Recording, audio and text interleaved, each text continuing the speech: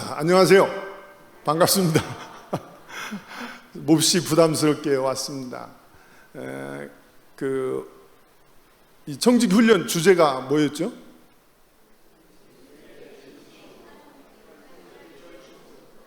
이웃에게 진심으로, 하나님께 전심으로. 이웃에게 진심으로, 하나님께 전심으로. 저는 이 주제를 보면서 제가 좀 이렇게 조금 깔딱스러운 사람인지는 모르지만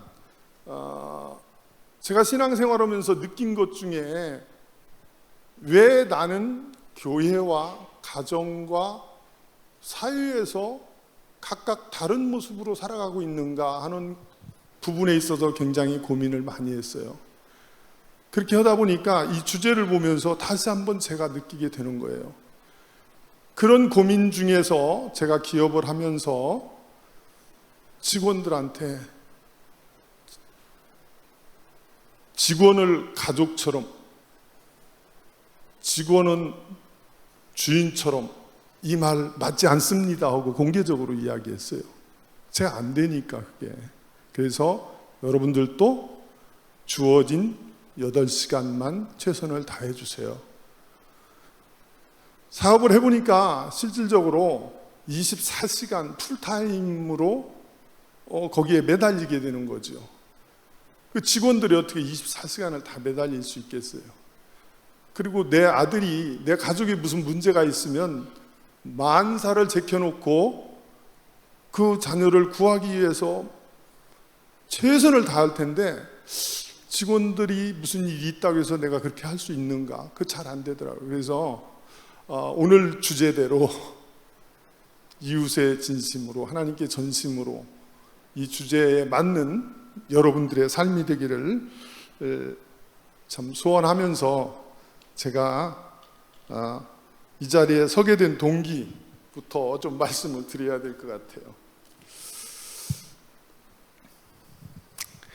자, 훈련 받느라고 힘드시죠? 이거 어떻게 소리가 괜찮아요? 예. 이게 훈련이 사실 필요하다고 하지요. 훈련해야 돼요. 뭐 정권 이야기는 아니지만 군인들이 훈련을 받지 않으면 결국 전쟁에서 승리를 보장할 수가 없는 거예요. 그래서 훈련의 중요성은 사회에서나 교회에서나 다 동일하게 강조를 하지요. 그런 측면에서 지난 벌써 4주에 걸쳐서 좋은 강사님들로부터 훈련을 잘 받으셨으니까 오늘은 좀 잠시 쉬어가는 시간 됐으면 좋겠어요. 이게 너무 강행군으로 오면은 사람이 지쳐서 번아웃 돼요. 이 시간은 조금 쉬어간다 생각하시고 함께, 저와 함께 이렇게 좀 편안한 마음으로 즐거운 시간을 가졌으면 좋겠다는 생각이 듭니다. 그런 측면에서 담임 목사님께서도 이게 이제 하프타임식으로 중간에 이렇게 하나 끼워놓은 것 같아요. 강한 교관과 조교들이 다 있는데 훈련병 하나 이렇게 세워가지고 잠깐 그러시는 것 같아요. 그러니까 편안하게 계셨으면 좋겠어요.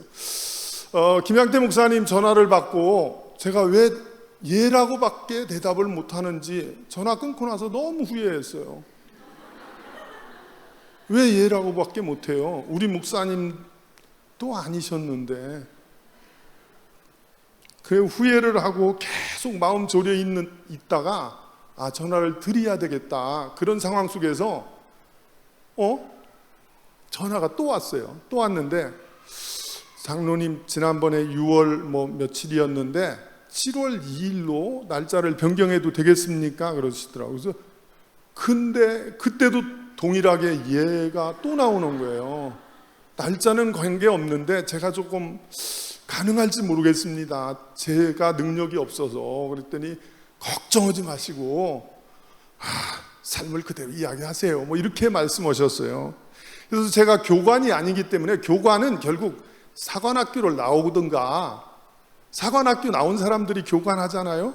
우리 군대 갔다 오신 분들 대부분 아시죠? 그리고 조교는 아주 특출난 사람을 세워서 조교로 써요. 근데 저는 교관도 아니고 조교도 못 되고 훈련병 중에서 이렇게 잠깐 세웠기 때문에 부담은 되지만 또 저를 통해서 함께 주어진 시간에 은혜를 나눴으면 좋겠다 생각합니다. 근데 이 시간이 길어지면 안 되죠.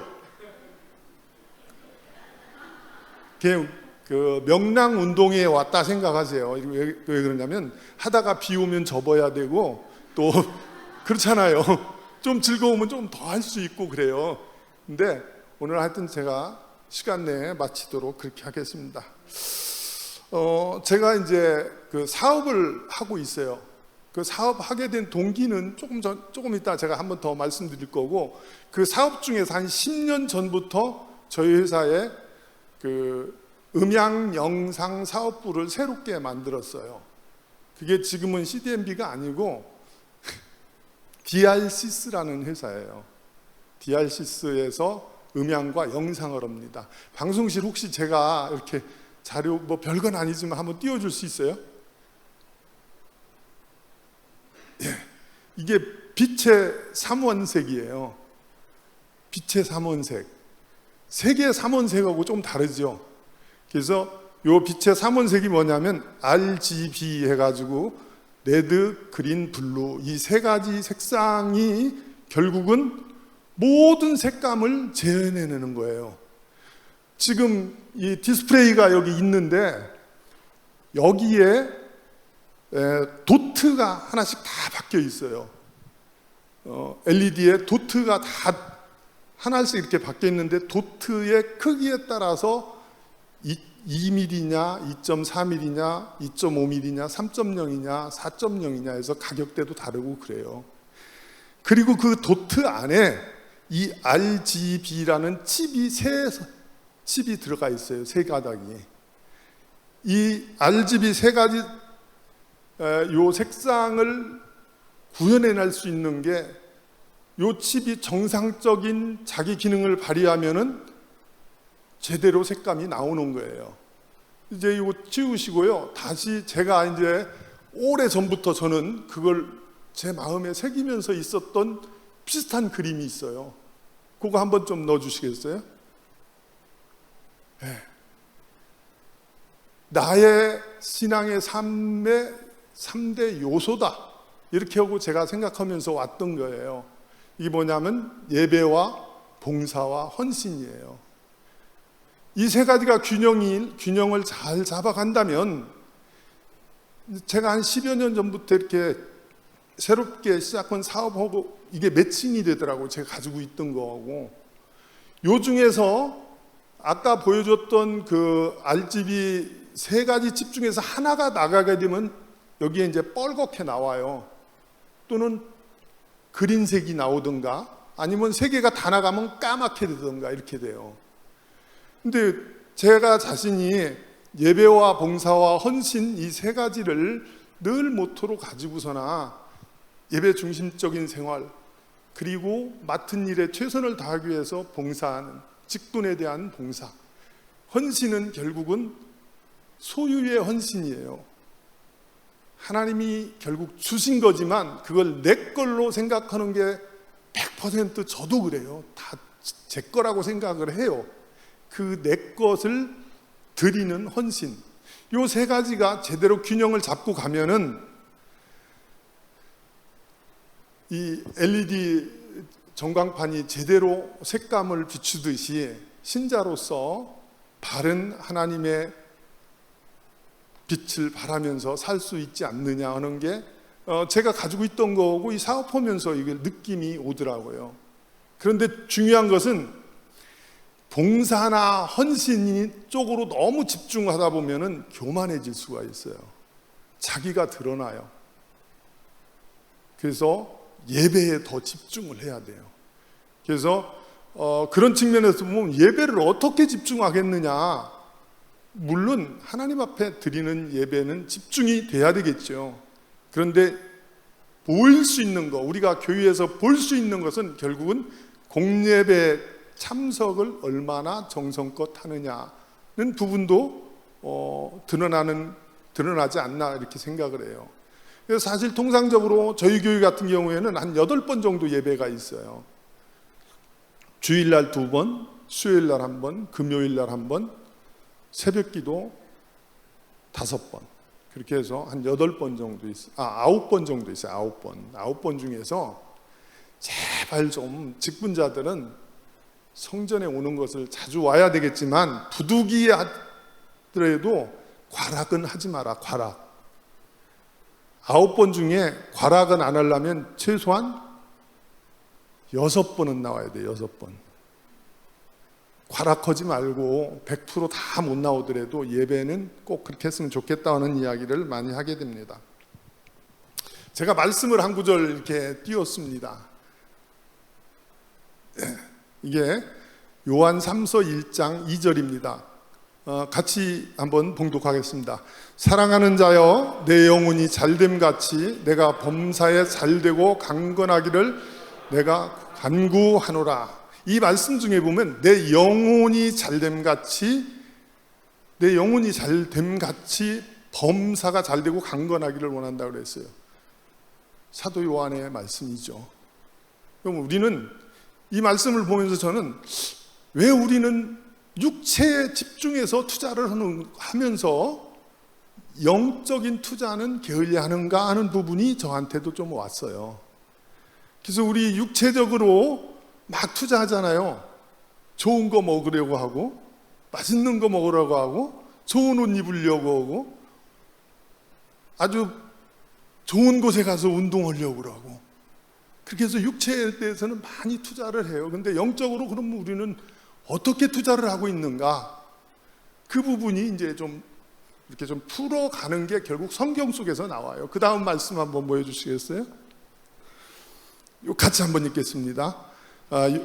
이 율법책을 내 입에서 떠나지 말게 하며 주야로 그것을 묵상하여 그 안에 기록된 대로 다 지켜 행하라. 그리하면 내 길이 평탄하게 될 것이며 내가 형통하리라. 영의 투자는 결국은 하나님의 말씀이 나한테서 떠나지 않게 하라는 이야기예요. 그렇게 하고 묵상만 하고 하라는 게 아니고 그 안에 기록된 대로 지켜 행하라. 행동하라는 거예요. 행동. 이게 행함이 없는 가지고 있는 믿음, 가지고 있는 말씀은 사실 큰 의미가 없지 않나 이렇게 생각합니다. 행동해야 되는 거예요. 그렇게 하면은 내 길이 평탄하리라고 말씀하고 계세요.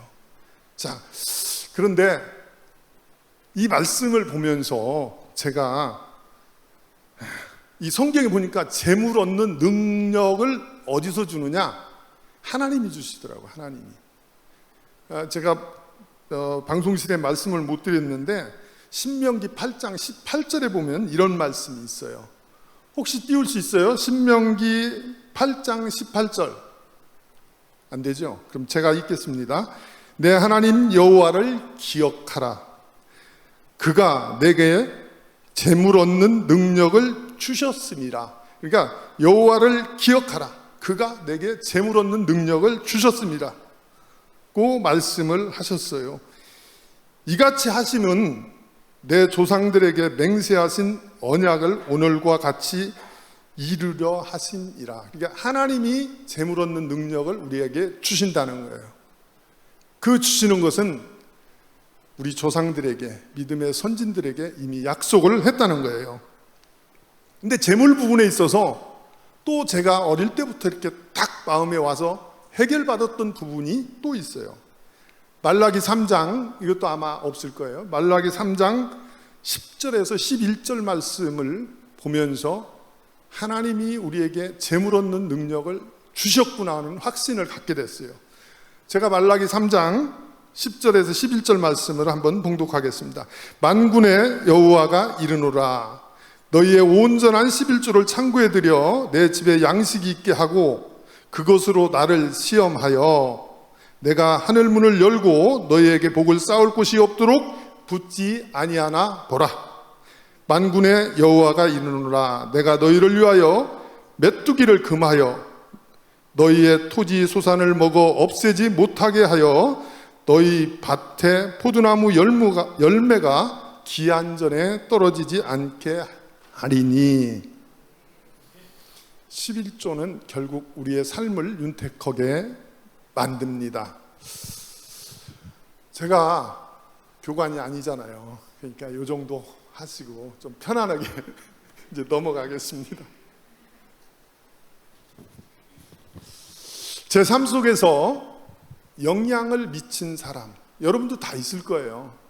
제 삶 속에서 영향을 미친 사람 이렇게 하면 제가 떠올릴 수 있는 게 한 4분 정도가 있습니다. 그 4분을 시간 되는 대로 차례로 소개하면서 정리하려고 합니다. 저는 충청남도 논산 연무대에 가면 훈련소가 있어요. 그 연무대 훈련소에서도 저 변방에 떨어져 있는 각계전투 교장이 있어요. 군인들 각계전투 교장. 아마 그 논산 훈련소 가신 분은 알 거예요. 그 논산 각계전투 교장 옆에 그 오지의 시골 마을에서 태어났어요. 그 제 의미로 태어난 거 아니에요. 그렇잖아요. 저도 뭐 제가 네팔에 가가지고 경험한 게 하나님 너무 감사합니다. 대한민국에 태어나게 한 거에 너무 감사했다. 그때가 언제냐? 1996년도에 네팔 선교지에 가가지고 인도 선교지에 가서 하나님 앞에 기도했던 상황이에요. 그러나 그 사람들이 거기 태어나고 싶어서 태어났나요? 저도 역시 마찬가지죠. 그 시골에 태어났는데 그 시골에 오지마을에 교회가 없었어요. 교회가 뭔지도 모르고 살고 있어요, 저희들은. 그런데 미국의 선교사님이 오셔가지고 교회를 세우셨어요. 1961년도에 교회를 세우신 거예요. 그러니까 제가 어느 정도 기억을 할 수 있는 한 6살 정도 이렇게 먹었을 때 교회가 들어온 거예요. 가면은 좋은 거 주고 뭐 노래도 가르쳐 주고 뭐 어디 가서 흑장난만 하다가 거기 불려가니까 너무 좋잖아요. 그래서 이제 교회에 발길을 디디게 됐고 예수님을 그 당시 알게 되었던 거예요. 그 예수님을 알고 성장하면서 청소년기에 성령 체험과 거듭남의 경험을 하면서 나는 하나님의 자녀임을 확신하고 오늘까지 이렇게 살아오고 있습니다. 그런 측면에서 저는 해외 선교에 대해서 굉장히 강조하는 편이에요. 중요하게 생각해요. 그래서 해외 선교에 열심을 다해서 선교지도 돌아보고 교단의 해외 선교위원회에서도 일도 하고 그랬어요. 여기 지금 계신 어르신 홍진유 장로님께서 우리 교단 해외 선교위원회 장로님으로서 부위원장 1대 부위원장이에요. 부위원장을 마치고 은퇴하실 때까지 그 직무를 잘 감당하시고 그 다음에 이제 윤승화 장로님께서 하시고 그분이 은퇴하고 나서 제가 이제 3번째로 장로 부위원장을 맡아서 일을 하게 되었습니다. 그 일을 하면서 더 느끼는 것 중에 하나가 이제 교단에 들어가서 이러면은 권역별로 이렇게 나눠서 아시아권, 극동아시아, 또 아프리카 지역, 또 남미 뭐 이런 식으로 권역을 나눠서 1년에 한두 차례씩 정책회의를 그 지역에 가서 하게 돼요. 그때 이제 저희는 가족을 같이 데리고 가고 이렇게 하면서 선교사님들을 그곳에 가서 위로하고 격려하고 또 점검도 하면서 잘하고 있는지도, 왜 그러냐면 교단적 차원이기 때문에, 그리고 정책을 세우는 일에 함께 동참했던 기억이 있습니다. 그건 저로서는 조금이라도 선교의 빚진 자로서 그 빚을 갚기 위해서 조금이라도 노력하지 않았는가. 지금도 역시 빚진 자의 삶을 살고 있는 거죠. 빚을 갚아가면서 이렇게 살고 있습니다. 그리고 선교 쪽에 저희 사업을 시작해가지고 쭉 선교사님을 이제 파송을 했죠. 그래서 지금도 그게 이어져 와서 저희 키르기스탄의 손기묵 선교사나 브라질의 윤종군 선교사님을 저희 가정에서 후원해서 이렇게 파송, 수정교회를 통해서 파송을 해가지고 지내고 있습니다. 특별히 이제 선교사님들이 안식년 때 들어오면 갈 데가 없어요. 근데 하필 제가 혜선이 부위원장 때 선교사 안식관을 지키러 결의를 해가지고 계양의 선교센터 안에 선교사 안식관 연립주택 2동을 져가지고 제가 위원장을 맡아서 그 직무를 수행했습니다. 그 기억들이 너무 보람이 있고 또 한편으로는 빚진 자의 삶으로서 조금씩 갚았다 하는 자부심도 있고 그렇게 있습니다. 미국의 선교사님은 이름도 몰라요. 겉모양만 제가 조금 드러날 뿐이에요. 그런데 그분은 나한테 결정적인 영향을 행사하신 분이죠. 예수 그리스도를 내가 영접할 수 있는 기회를 주셨습니다. 두 번째는 아버지입니다. 아버지. 여러분들도 다 아버지 계시잖아요. 아버지 없이 태어난 사람 있어요? 아버지 계시잖아요. 그 아버지가 두 번째 저한테 영향을 주셨어요. 그 아버지는 알코올 중독 상태였고 생활 능력이 전혀 없으셨어요. 그 알코올로 인해서 온 가족이 늘 불안과 공포 속에서 살도록 너무너무 힘든 그런 삶을 살아왔어요. 그렇다고 돈이라도 있으면 좀 다행인데 돈도 없지, 먹는 거 배고프지, 그런 아버지. 그럼에도 그 아버지는 결국은 저한테 강력한 메시지를 주셨던 거예요. 그 아버지 때문에 그 어린 나이에 저는 3가지 단어를 머리에 딱 담고 살았습니다. 그 첫 번째가 술이었고, 두 번째가 여자였고, 세 번째가 돈이었습니다. 이 3가지 단어가 저한테 입력이 되어서 엄청난 아버지는 나한테 영향을 주었다, 이렇게 생각합니다. 세 번째 분이 어머니입니다.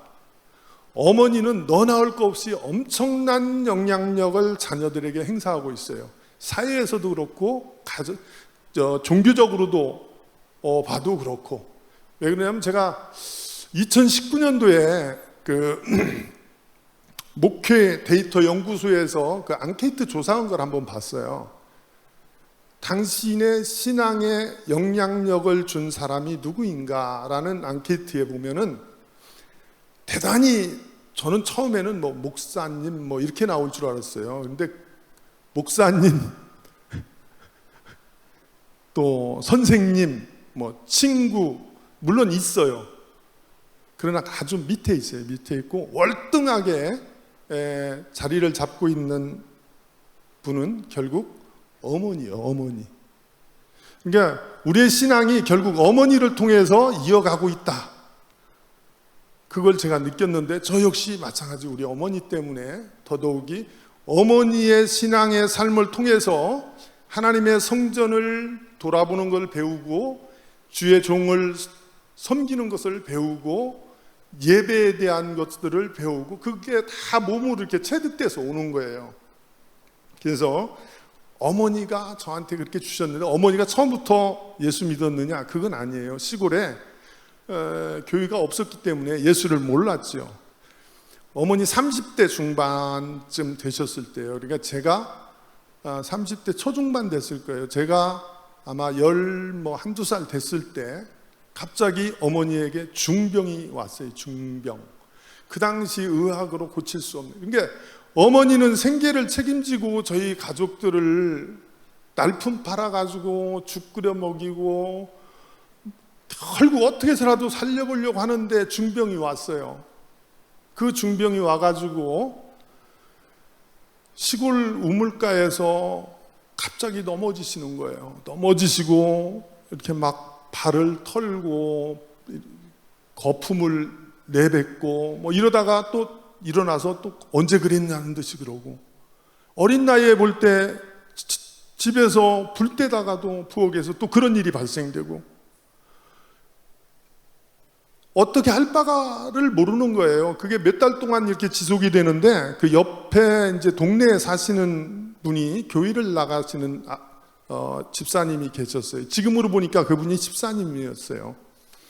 그분이 오셔서 저희 집에 와서 의논을 합니다. 이 집에 지금 마귀가 들렸으니, 저는 생생하게 기억돼요. 그 어린 나이지만 마귀가 들어왔으니 예수를 믿으면 낫는다는 거예요. 그런데 그때 알코올 중독자였던 아버지도 얼마나 급했는지 예배를 오는 것을 그대로 받아들였어요. 그래서 그 음악집에서 저희 7 식구와 오신 분들이 너무 조금만 탁탁 붙어가지고 예배를 드리는 거예요. 처음으로 집에서 예배를 드리고 그 다음 날부터 어머니는 이제 새벽 기도를 하시기 시작했어요. 그랬는데 놀랍게도 그 예배 후에 한 번도 어머니는 그런 일이 없었어요. 천국 가시는 그날까지 그런 일이 한 번도 없어요. 하나님의 치유하심을 몸으로 직접 본인이 경험하시고 그런 산 체험을 가진 신앙을 가지고 삶을 영위하셨어요. 그래서 어머니는 새벽 4시에 교회 가고 교회 가서 종치고 청소하고 그리고 예배 마치면은 집에 오셔서 자녀들 좀 이렇게 살펴놓고 품팔러 가시는 거예요. 그런 생활을 계속 이어왔죠. 그 어머니는 정말로 저에게 엄청난 신앙의 유산을 물려주신 분이죠. 그런 가운데 저는 그 3가지 단어에 집중을 하면서 이제 청년기가 들어온 거예요. 청년기에 들어와서 그 청소년기를 막 지나고 이렇게 하면서 제가 이제 서울로 돈을 벌러 와야 되잖아요. 먹고 살아야 되니까. 그래서 어릴 때도 생각했던 게 술과 여자 문제는 그렇게 어렵게 생각 안 했어요. 그건 간단하다. 왜? 내가 술을 먹지 않으면 되고 여자를 학대하거나 여자를 괴롭히는 일을 하지 않으면 되지 않는가. 그리고 여자를 사랑하면 되지 않겠나 하는 게 2가지는 해결이 되는데 결국은 돈 문제는 쉬운 게 아니에요. 시골에 저희 집에 딱 있는 게 밭 한마지기 있었어요. 산중 비탈에 있는 밭 한마지기. 한마지기가 약 200평이에요. 서울에 200평이 있으면 거부죠. 근데 그 시골은 감자, 고구마 심는 그런 땅이었어요. 그 돈 문제가 어떻게 하면 해결할 수 있겠는가 하는 부분이 제가 고등학교 때 오신 시골교회 목사님의 기도를 들으면서 이거구나 하고 잡은 거예요. 그러니까 우리는 늘상 말씀과 기도 그리고 다른 사람의 언어와 행동을 통해서도 나의 유익을 취할 때 빨리빨리 취해야 돼요. 그 목사님은 옛날에는 연보를 한다고 했어요. 연보. 우리 어릴 때 연보를 쫙 하면 주일날 이제 봉헌 기도를 하시는 거죠. 봉헌 기도 내용 중에 한 번도 빠뜨리지 않고 하시는 내용이 그거예요. 말라기 3장 10절에 너희가 온전한 11조를 드리고 나를 시험하라고 하신 하나님, 하늘 문을 여시고 복을 쌓을 것 없게 부어주세요. 그리고 황충을 금하시고 막 옛날 성경에는 황충을 금한다고 되어 있어요. 그걸 계속 하시는 거예요. 그래서 고등학생 때 집에 와서 성경을 다시 찾아왔어요. 말라기 3장 10절 아까 한번 읽으셨잖아요. 말라기 3장 10절에 그걸 찾아보니까 역시 마찬가지로 돈에 대한 게 다 해결되는 거예요. 이거 한 번 더 읽어봅시다.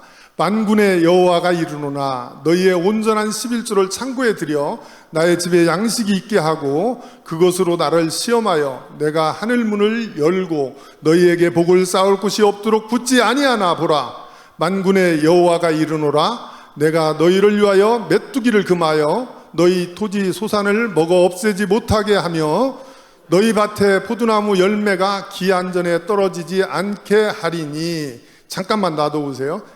이 말씀 중에서 11조를 드리면은 복을 주신다니까 돈 문제는 해결이 됐는데 내가 돈을 벌면 11조 드리면 돈 주시니까 그건 뭐 너무 명백하게 그냥 머리에 꽉 박히는 거예요. 그런데 문제는 지금 당장 배고프잖아요. 지금 당장 배고픈 거예요.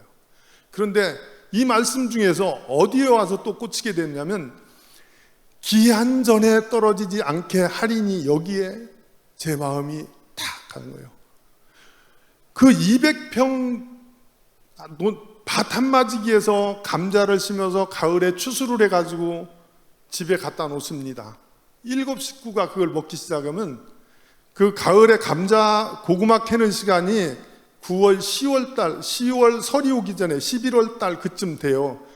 근데 그게 1월 달을 넘기지 못하고 떨어지는 거예요. 근데 그 말씀이 뭐냐? 저한테는 이 고구마가 다음 고구마 나올 때까지 우리 집에 안 떨어진다라고 이렇게 막 받아들이는 거예요. 그래서 이 말씀을 믿고 기도하면서 그렇게 생활을 해왔어요. 나중에 사회에 와서도 직장 생활을 해보니까 제가 롯데에 다녔는데 롯데에 가서 한 달 월급 받잖아요. 기한 전에 떨어지지 않아야 돼요. 다음 월급 때까지 그 돈이 남아있, 그렇게 믿고 했어요. 근데 그것은 결국 하나님이 해주셔요. 이게 급여를 아무리 많이 받든 아무리 적게 받든 그 수준에 맞춰서 사는데 기한 전에 떨어지는 사람이 있어요. 그때까지 가는 사람이 있고. 왜 그렇습니까요? 빈 구멍 때문에 그런 거예요. 빈 구멍 때문에. 아무리 많이 돈이 있어도 구멍이 술술술 있으면 다 빠져나가서 기한 전까지 없어지는 거예요. 그래서 그게 저는 뭐 목사님들이 어떻게 설명할지 모르지만 저는 그렇게 받아들이면서 기도하고 이렇게 왔습니다. 서울에 79년도 24살 때 제가 상경을 합니다. 상경을 하면서 고속터미널에서 쓰리바를 신고 양복도 없는 상태에서 그 8월 그 복도 위에 남방 셔츠 긴 것을 이렇게 걷어 올려서 이렇게 입고 개나리 보찜을 하나 하고, 개나리 보찜에는 옛날에 뭐 그 스펀지 의에 있었어요. 솥번지 의에다가 냄비에다가 뭐 내 옷 조금 뭐 이렇게 해서 탁 메고 이제 서울 생활을 오는 거예요. 그 당시 롯데 쇼핑 1기 사원에 응시를 하고 이제 면접을 보기 위해서 오는 거죠. 오는데 아예 서울로 이주를 해서 왔어요. 오는데 고속터미널에서 내려서 대림동 쪽에 정착하기 위해서 버스를 타기 위해서 이제 고속터미널에서 대합실에서 딱 나오면서 제 발길이 멈춰지게 되었어요. 제 시선을 뗄 수 없는 상황이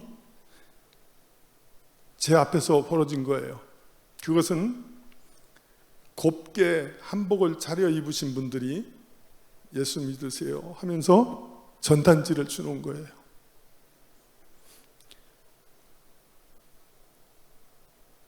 저는 그곳에서 하염없이 울면서 하나님과 약속을 합니다. 하나님, 저 11조 할게요.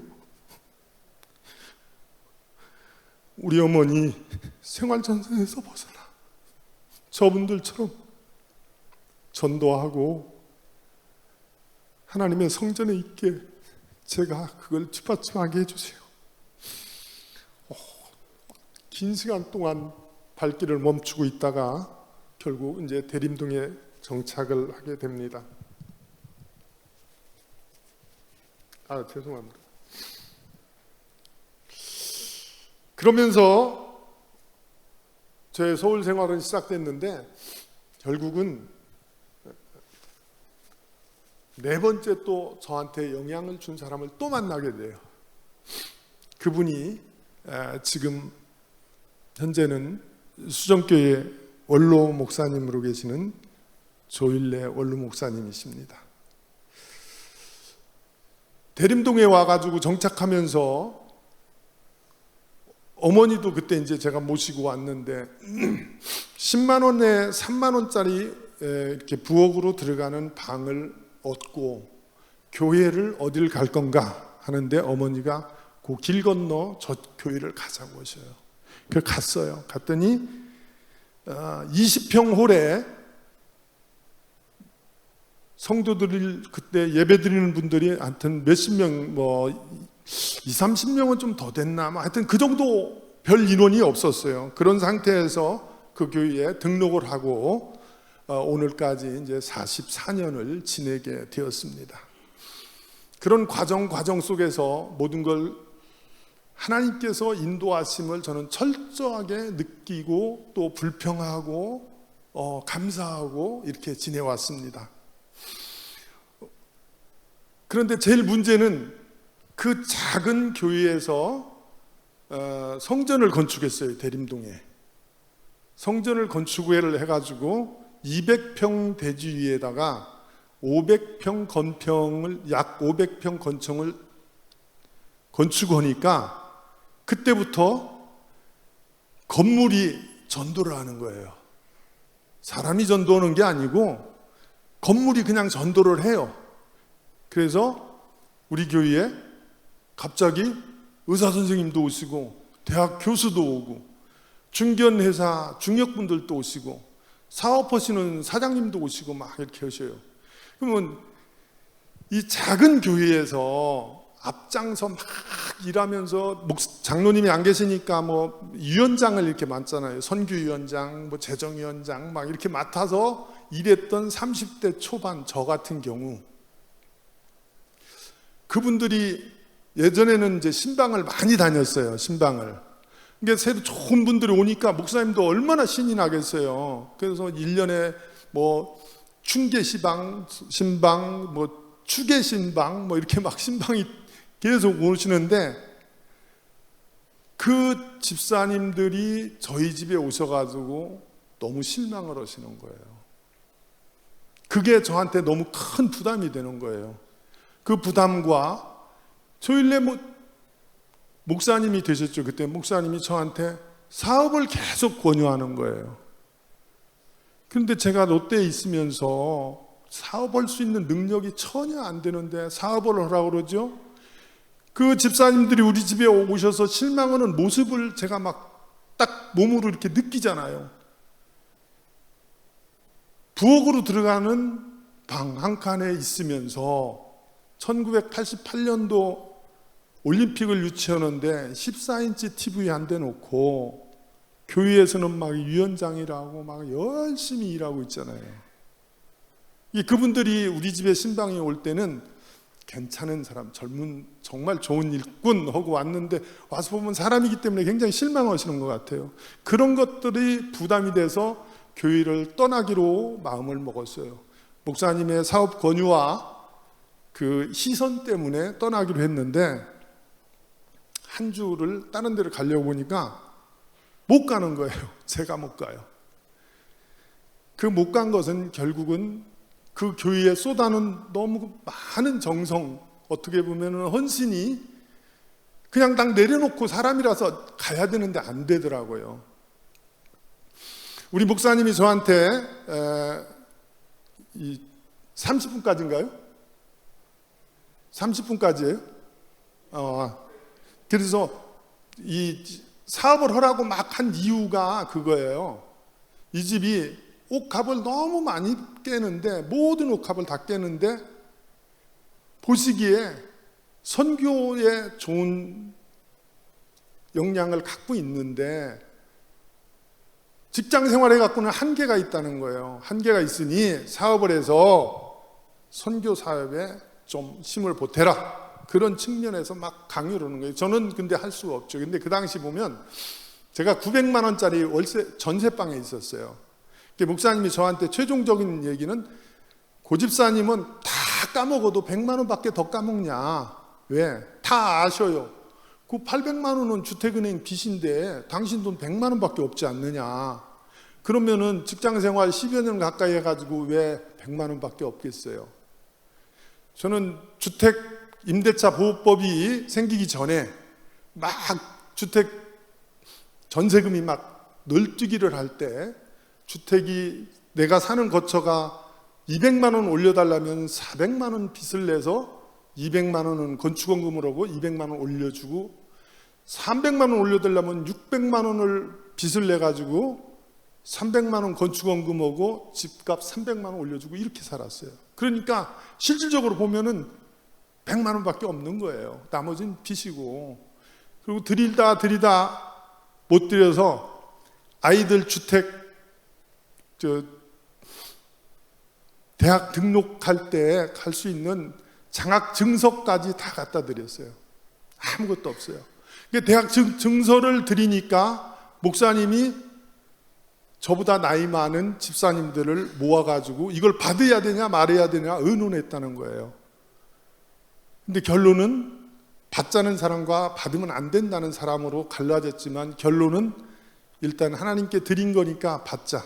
받는데 나중에 고집사님 자녀들이 대학 갈 때 그 학비 내는 게 어려움이 있다면 교회에서 책임지자. 그걸 기록으로 남겨놓고 받자 해서 받았다는 거예요. 근데 우리 아들이 우리 아들 중앙대 하고 또 다 대학을 이렇게 나왔는데, 그때 우리 아들이 학교 들어갈 때 저는 물론 우리 아들뿐만이 아니라 서울신대에 MDB 쪽에 장학생을 한 명을 해서 같이 이렇게 뒷바라지였는데 전혀 문제가 없었어요. 그 물론 하나님의 은혜죠. 그렇게 해서 사업이 시작됐고, 사업이 시작돼서 사업이 순풍으로 이렇게 가는 것 같지만 사람은 항상 위기가 찾아와요. 위기 때 어떻게 반응하느냐에 따라서 그 위기가 기회가 될 수 있고 그 위기가 나락으로 떨어질 수도 있다는 것을 저는 느꼈어요. 한 5분 남았으니까 한 가지만 더 이야기하고 마치겠습니다. 제가 어느 정도 수원 성균관대 앞에 율전동에 임대 공장을 얻어가지고 첫 사업을 시작하게 됩니다. 무일푼으로 시작했어요. 다 남들이 도와줘서 그걸 가지고 처음에 뭔 일을 했냐면, 제가 롯데 알루미늄에 있었기 때문에 포장지 인쇄를 했습니다. 포장지 인쇄. 여러분들이 손쉽게 볼 수 있는 이 커피 자판기 컵의 인쇄 이런 걸 처음에 시작을 했는데, 어느 정도 이렇게 1년, 2년 이렇게 가다 보니까 이제 좀 자리가 잡히는 것 같아요. 근데 어머니의 말씀대로 저는 공예배 출석을 반드시 하기 위해서 몸부림쳤어요.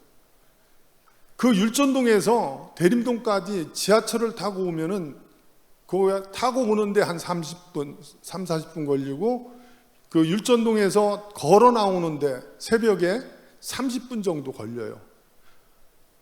평일은 괜찮아요. 주일날 예전엔 새벽 기도가 있었어요. 주일 새벽 예배를 드리기 위해서 어린 자녀들을 다 4시에 깨워가지고 걸어서, 차가 없으니까 사업을 하지만 걸어서 지하철을 타고 대림동에 와서 새벽 예배부터 그렇게 드렸던 거예요.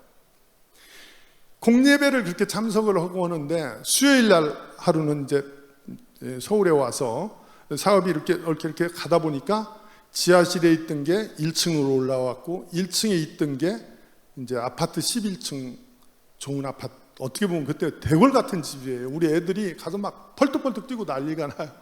33평 그 아파트, 교회 옆에 아파트에 11층에 살게 됐어요. 근데 수요일 날 이제 식사를 막 하고 교회에 가려고 하는데 공장에서 전화가 온 거예요. 큰일 났습니다.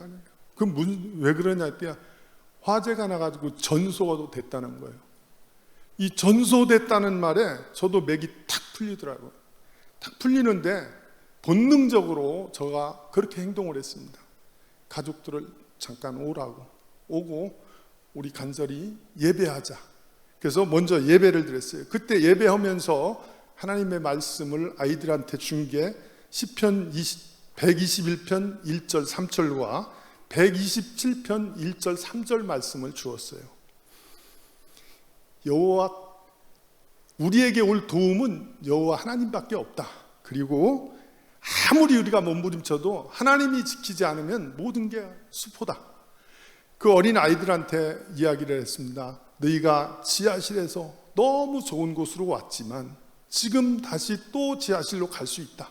그렇지만 명심해야 될 것은 하나님의 말씀 안에 있어야 된다. 성전 중심에 있어야 된다. 기도하고, 그리고 저는 공장으로 갔어요.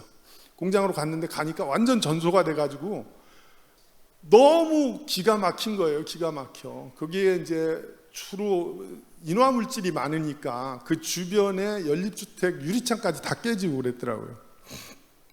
근데 문제는 조일래 목사님과 교회 성도님들하고 그 수요 예배를 마치고 저희 어머니하고 집사람하고 이렇게 왔어요. 왔는데 와서 들러보시더니 저한테 기도하게 직원들하고 다 이렇게 오라는 거예요. 너무너무 창피한 거예요. 아니, 그 지역에서 한 40여 개의 공장이 동네에 있었어요. 유일하게 저 회사 하나만 어떤 면에서 주일날 문을 닫고, 그리고 예배드리는 회사고, 소문났어요. 사장이 믿는 사람이라서 강제로 직원들하고 같이 예배드리는 곳이다 할 정도로 소문이 났어요. 근데 불구공에 온다고 동네 사람들이 다 나와 있는 거예요. 너무 창피해서 좀 안 했으면 좋겠어요, 마음에. 그런데 그 목사님이 다 모아놓고 기도하자고 하면서 기도해 주시고 가셨으면 좋겠는데 통성으로 기도하자는 거예요. 통성으로. 이게 마음이, 저 밖에서 불구경 오는 사람들은 그런 제 마음 막 귀에 들리는 거예요. 하나님이 지켜주는데 왜 불이 나냐, 막 이런 식으로. 너무너무 창피해서 빨리 끝나고 갔으면 좋겠는데 너무 열정적으로 막 큰 소리로 막 부르짖어 기도하는 거예요. 그 기도가 계속 이어지다 보니까 저의 마음에 하나님의 말씀이 또 들어오는 거예요. 욥이 생각이 나고, 그리고 이어서 야곱이 생각이 나는 거예요. 욥은 그 당시 당대 의인이라고 할 정도의 사람인데 잘못 없이 엄청난 고난을 받아도 하나님을 저주하거나 창피하게 욕하거나 그러지 않았어요. 근데 저는 지금 하나님을 창피하게 생각하는 거예요. 어떤 면에 저 동네 사람들한테. 그리고 야곱이 세겜의 추장 아들들과의 관계 속에서 어려움이 당할 때 그 장면이 떠오르는 거예요. 그가 어디로 갔어요? 베델로 올라갔잖아요. 베델로. 하나님께 예배하러 올라갔던 거예요. 그 마음이 오면서 다시 힘을 얻고 회개하면서 이제 잘 정리해서 그 다음 또 이렇게 사업을 계속 이어서 오늘까지 올 수 있었던 것입니다. 시간 딱 됐는데 비 오는 날은 접어야죠. 제가 더 길게 할 수가 없고, 그래서 마지막으로 그냥 제가 한 말씀만 더 드린다면, 그 탈무드에 이제 사람이 세상을 떠나면 저 하늘나라에 가서 질문을 딱 받는다는 3가지 단어가 있더라고요. 그 단어가 키스, 코스, 카스예요. 키스는 주머니고, 코스는 이 잔이고, 카스는 분노라는 거예요. 그래서 네가 얼마나 주머니에 많이 챙겼느냐, 아니면 주머니에서 많은 것들을 주변을 살폈느냐 하는 것과, 그리고 잔, 얼마나 좋은 걸 잘 마시고 또 그 잔으로 사람들을 즐겁게 했느냐 하는 부분, 그리고 카스는 분노라는 거예요. 그 분노는 여러분들이 얼마나 우리는 분노를 잘하잖아요. 그렇게 질문을 한다는 거예요. 근데 중요한 것은, 이게 뭐 성경에 있는 얘기는 아니지만 중요한 것은 우리가 마지막에 섰을 때 우리에게 묻는다는 거예요. 우리는 물음에 답할 준비를 해야 되리라고 봅니다. 기도하겠습니다.